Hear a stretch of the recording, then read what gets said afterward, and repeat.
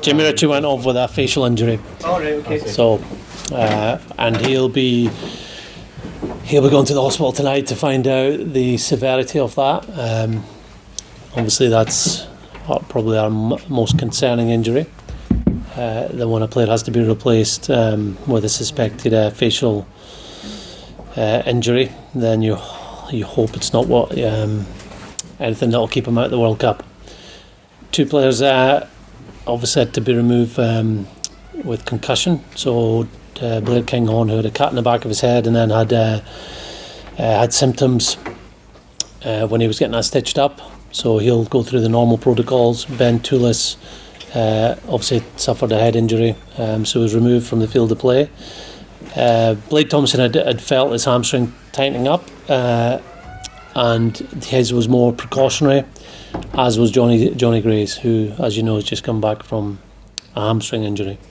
So any of them in danger, or at the moment, are you thinking any of them are in danger of missing out on the final Monday? Well, that's obviously the concern, and as I said, Jamie would probably be the most concerning, and we hope it's good news when he comes back from his hospital visit later tonight.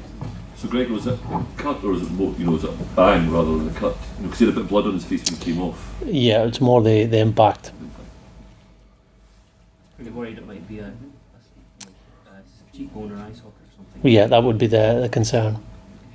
But we have to wait. So it's precaution that it was taken off, and suspected facial injury, whether that's a break or heavy bruising, we'll just have to see what the x-rays say. So did you say he's been taken to hospital already? He'll be going tonight, so he'll still be in the changing room now. I came to speak to you guys first, rather than the players. What was the worst for you of these sort of games, so close to sort of flying out and you do get one of these sort of goals? Yeah, and I think it comes into more focus when it's your last game. Sam Skinner, obviously two games ago, missed his chances of going to the World Cup. So any injury you pick up in this period, even in training with Magnus Bradbury picking up his rib injury, he's not been able to play until tonight, and we're all aware of that. Every country in this period are hoping they don't pick up many injuries. We didn't have any in the game last week. We've had 5 players come off the field tonight with injuries, so let's hope none of them are serious enough to miss a World Cup. How did you assess the performance in general? Not so good in the first half, disrupted second half, and then we adapted well and played with a lot of energy in the last 15 minutes. At times we looked really good in the first half. We put pace on the ball. We're getting in behind the Georgian defence, scored a couple of very good tries, but we didn't hold on to the ball enough. Then we gave Georgia possession too easily, sometimes through penalties and ill-discipline, sometimes through not just looking after the ball in contact, sometimes maybe giving them a bit too easy kicks.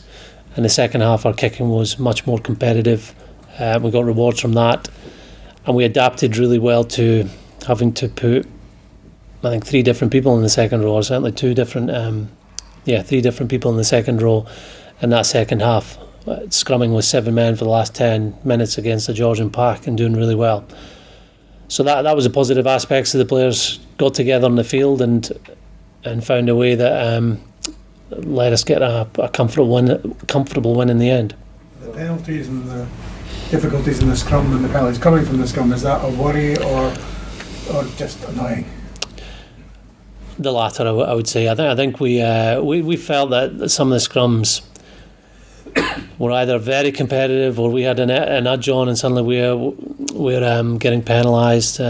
We hear the assistant referees saying whether it's blue or white at the sideline. The scrums were messy. A lot of them went down. Romain Poit decided to try and change the way the scrums were disrupting the flow of the game by putting 2 players in the sin bin, and I think it was 2 teams that were really trying to have a go at each other in the scrum, where maybe you don't get that in a number of other games. 2 teams lock out and they get the ball away quickly. There was a lot of scrums tonight, so it'll be the best practice for our front 5 and our front row in particular, and we'll have a lot of learnings come out of it. But I suppose the positive was we got better and we scrummed well with 7 men. a smaller man disagree on whether it makes a big impact? He showed to me. Yeah, it shows you the game is for all sizes. I think one of their backs was about 6'5" and 19 stone, and we've got someone a bit smaller and a bit lighter, but he punches well above his weight. He's hard to tackle because he's strong and he changes direction and he's committed.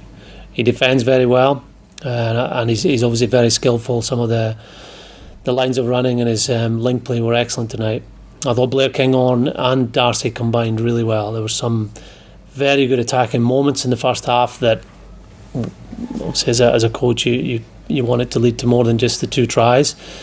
But Blair obviously leaving, and we'll have to leaving the field and changing things. We still managed to create things in the second half.